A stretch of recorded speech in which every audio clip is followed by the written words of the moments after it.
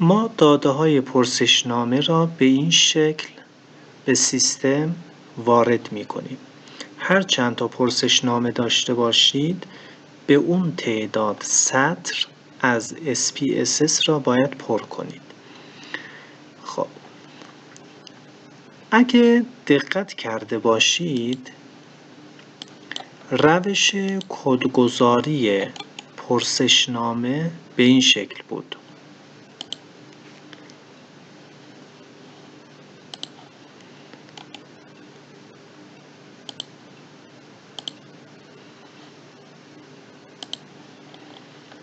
در توضیحات پرسشنامه گفته بود که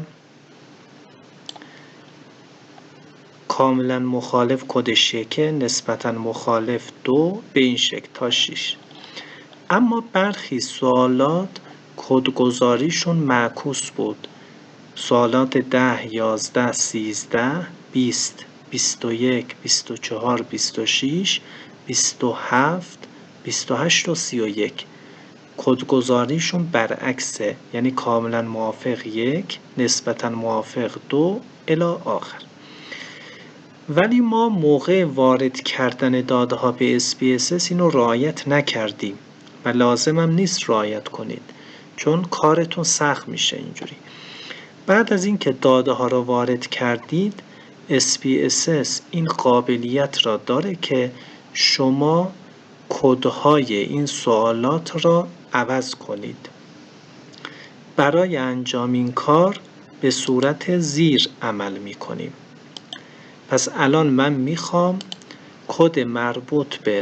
کدهای مربوط به سوالات 10 11 تا اینا دیگه 13 20 و اینا را به SPSS بگم که معکوس کنه. به این شکل عمل میکنیم.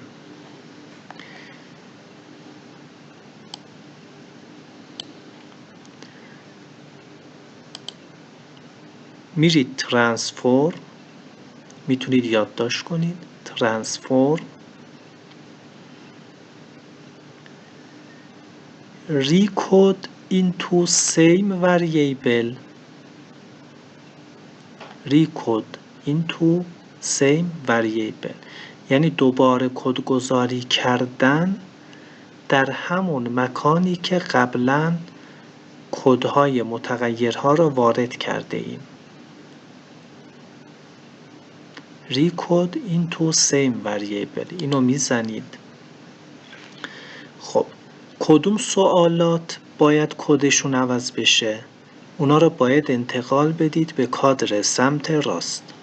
سوالات 10 11 13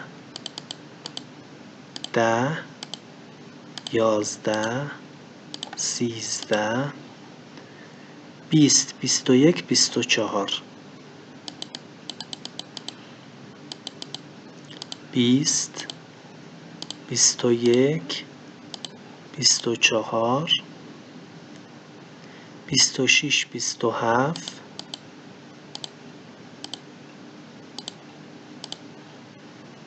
28 و 31 31. خب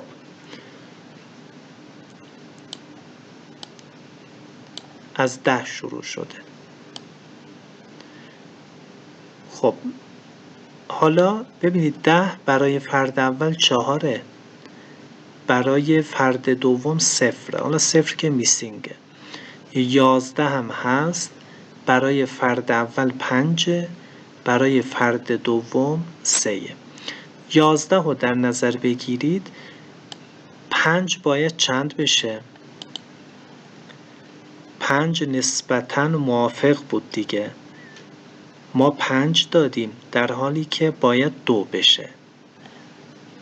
بعد از اعمال تغییرات حتما باید این 5 تبدیل بشه به 2.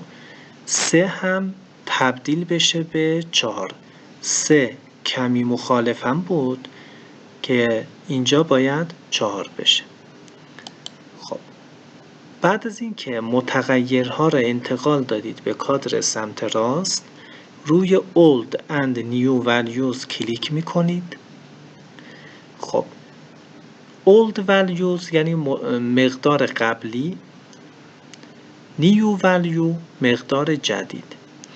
اگه مقدار قبلی 1 بود ما باید تبدیلش کنیم به چند؟ به 6. خب کاملا مخالف 1 بود ولی در حالت معکوس باید 6 باشه. خب ادش میکنیم، 1 رو تبدیل میکنه به 6. 2 باید به چند تبدیل بشه؟ 2 باید به 5 تبدیل بشه. 3 به 4 تبدیل بشه. 4 به 3 تبدیل بشه. 5 به 2 تبدیل بشه و 6 هم به 1 تبدیل بشه. پس 1 به 6، 2 به 5، 3 به 4، 4 به 3، 5 به 2، 6 به 1. حالا من کنتینیو اوکی رو بزنم. در سوال 11 5 باید تبدیل بشه به 2، 3 هم تبدیل بشه به 4. دقت کنید ببینید اینجوری میشه کنتینیو اوکی. اگه دقت کنید 5 تبدیل شد به 2 و اینم تبدیل شد به 4. خب الان داده های ما تکمیل شدن. پس شما همیشه موقع وارد کردن پرسشنامه ها کدبندی را یکسان در نظر میگیرید. بعد از اینکه کار وارد کردن پرسشنامه ها تمام شد میایید اون سوالاتی که حالت معکوس دارن با استفاده از این روش کدگذاریشون را عوض میکنید.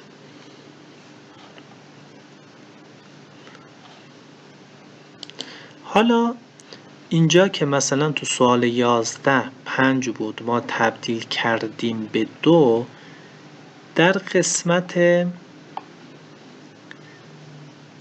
برای سوال 11 در قسمت values این برچسب‌ها هم عوض میشه دیگه.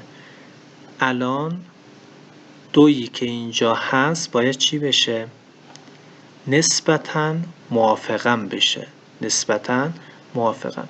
میتونید یکی از اینا رو عوض کنید، بقیه‌ش رو کپی پیست کنید به این شکل.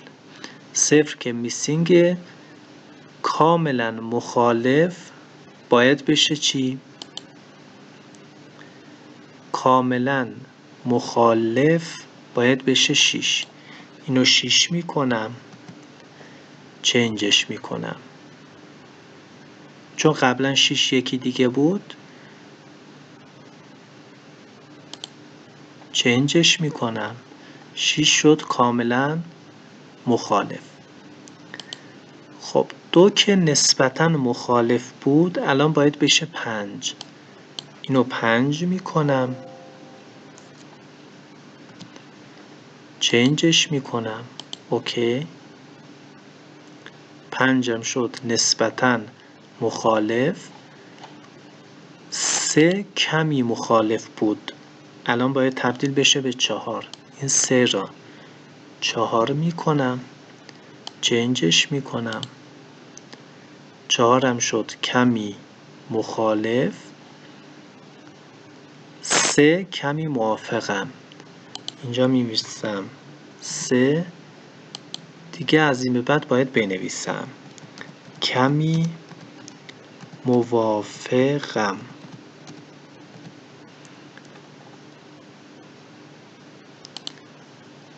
2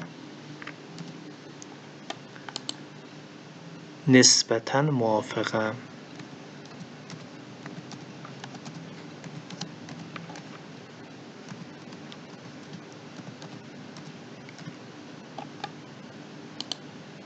و 1 کاملا موافقم.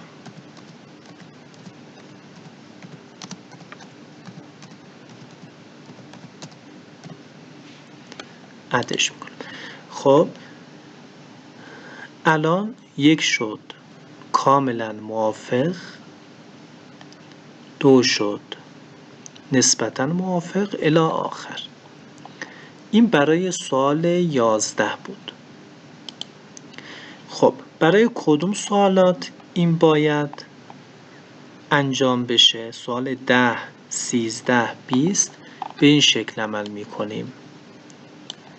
خب این 11 رو ما تکرار کردیم دیگه، درسته؟ 11 رو کاملا موافق 1 بود، درسته. اینجا راست کلیک میکنم، کپی میکنم، تو 10 پیستش میکنم، پیست میشه. اینجا هم 1 کاملا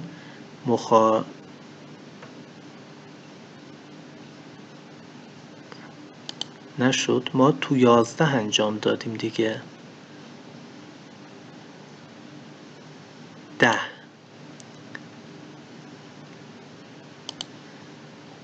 ببینید 11 درسته، 1 کاملا موافقم. پس ما 11 رو راست کلیک کپی میکنیم، 10 راست کلیک پیست میکنیم. بله 1 کاملا موافقم شد.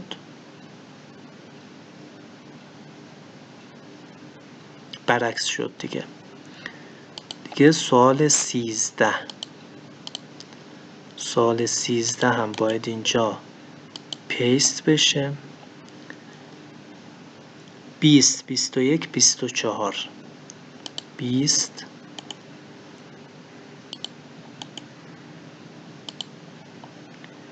21 24 26 27 26 27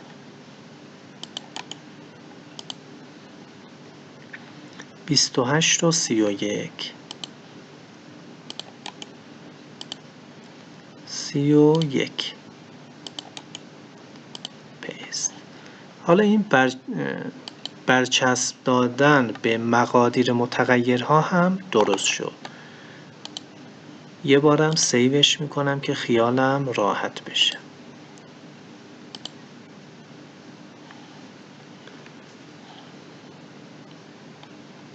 خب به این شکل شما میتونید پرسشنامه های مربوط به پژوهش ها را اطلاعاتش رو به نرم افزار SPSS معرفی کنید. خب بحث بعدی امروز ما فراخوانی داده های آماده در نرم افزار SPSS.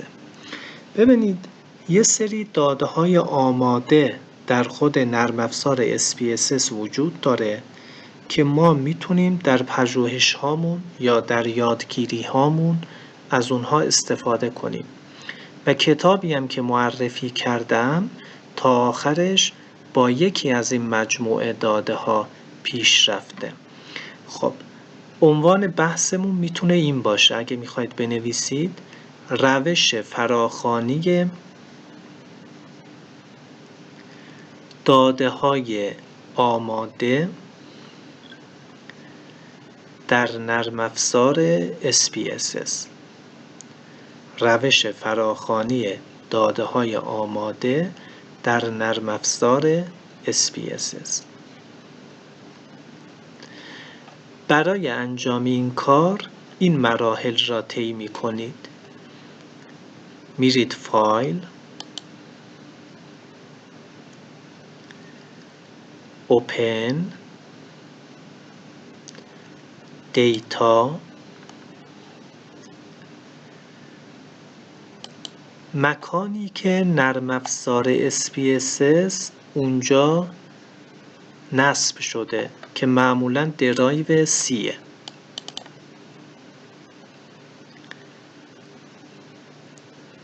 خب داخل درایو سی پروگرام فایلز، 2 تا پروگرام فایلز، اونی که IBM یا اسم نرم افزار توش هست اونو باید باز کنید. معمولا تو پروگرام فایلز x86 هستش، البته بستگی داره کجا نصب کرده باشید.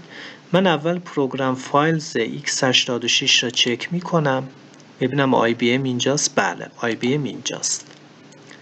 پس اونی که داخلش IBM هست اونو میزنید. دو تا پروگرام فایلز دارید، اونی که داخلش IBM هست اونو میزنید. ببینید پروگرام فایلز اینجا دیگه IBM نیستش. پروگرام فایلز x86 IBM SPSS Statistics BEAST Samples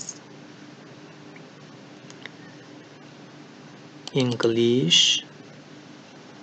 خب هر کدام از این فایل هایی که میبینید یک داده آماده در نرم افزار SPSS.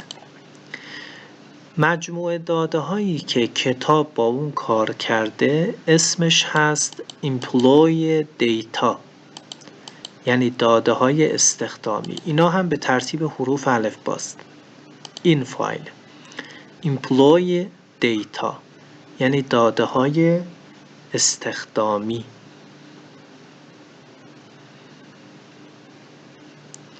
اینو باز میکنم، ببینید باز میشه. در پنجره دیتا اگه برید پایین اطلاعات چند نفره؟ 474 نفره. چند تا متغیر دارید؟ اگه وریبل ویو را بزنید 10 تا متغیر داره. یعنی این 10 تا متغیر برای 474 نفر اندازه گیری شده. خب چون ما با این داده ها بیشتر سر و کار خواهیم داشت، لازم است که اسامی متغیرهاشم معرفی بشه. متغیر اول اسمش هست ID. برای اینکه متوجه بشید منظور از ID چیه، میتونید به لیبلش نگاه کنید. نوشته Employee Code، برچسب ID Employee Code یعنی کد استخدامی یا کد کارمندی. متغیر دوم جندر یعنی همون جنسیت.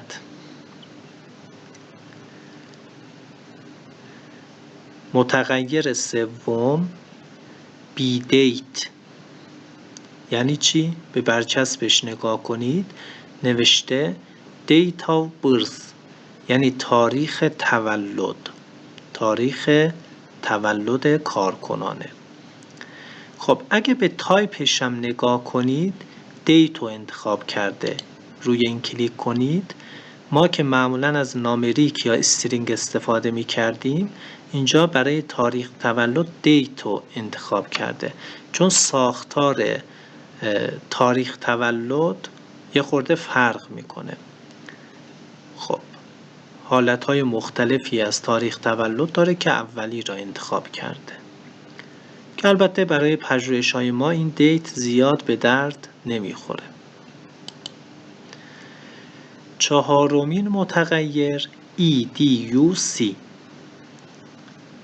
اگه اینجا دوبار کلیک کنید برچسبش هست چی؟ Educational Level. حالا میتونیم اینا رو یه خورده بزرگترش کنیم که کامل داشته باشیم. Educational Level داخل پرانتزم years نوشته، یعنی بر حسب سال.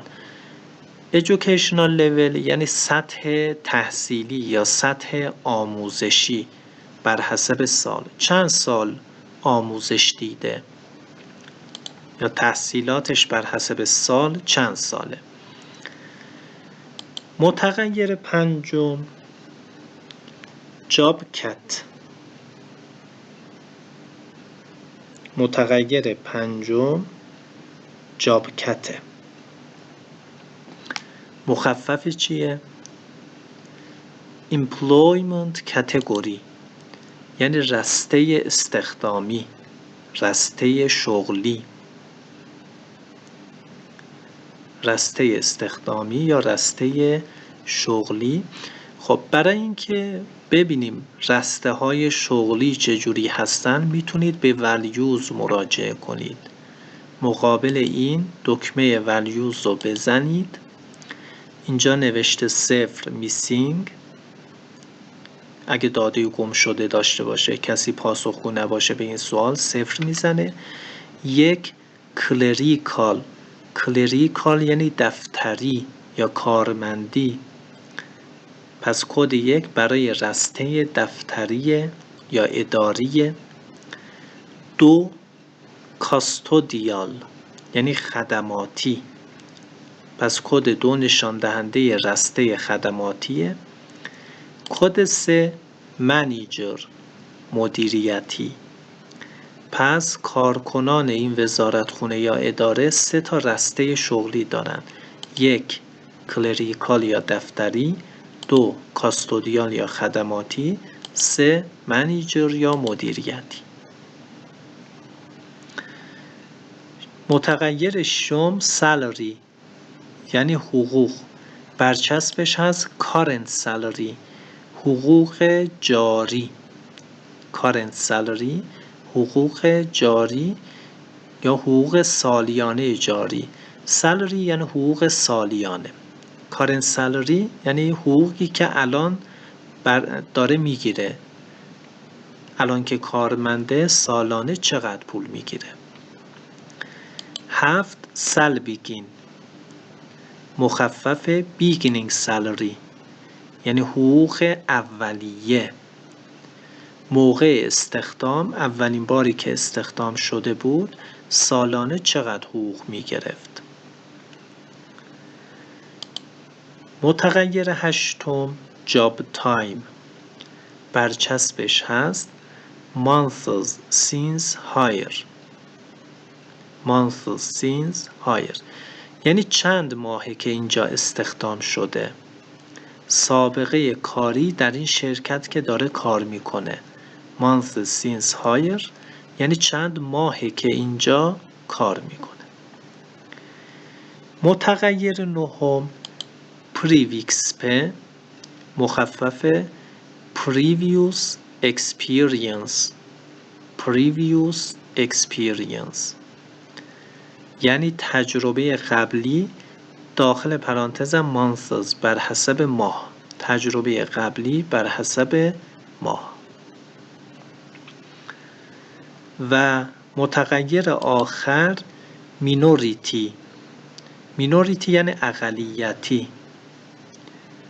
خب برچسبش چیه؟ مینوریتی کلاسیفیکیشن یعنی طبقه بندی اقلیتی. لازم اینجا به ولیوش هم نگاه کنیم ببینیم منظور از طبقه بندی اقلیتی چیه. اگه این دکمه را بزنید 0 9 1 yes 9 هم میسینگ، مثل این که از کارکنان سوال شده که شما آیا جزء اقلیت هستید یا نه. اگه جوابش بله باشه 1 داده، خیر باشه 0 داده. حالا اقلیت هم اینجا مشخص نشده که اقلیت مذهبی و قومی و اینا، معمولا ملیتی هست. تو کشور آمریکا اقلیت ها بر حسب ملیتی هستن که آیا جزء اقلیت هست یا اکثریت. حالا با اون تقسیم بندی کاری نداریم دیگه، مهم مفهوم این متغیره. خب این متغیرها، این مجموعه داده هایی که فراخوانی کردیم، از این مجموعه داده ها زیاد استفاده خواهد شد. حالا شما میتونید روی متغیرهای اینها هر کار آماری که لازم باشه انجام بدید. که حالا جلسات بعد این کار را انجام خواهیم داد.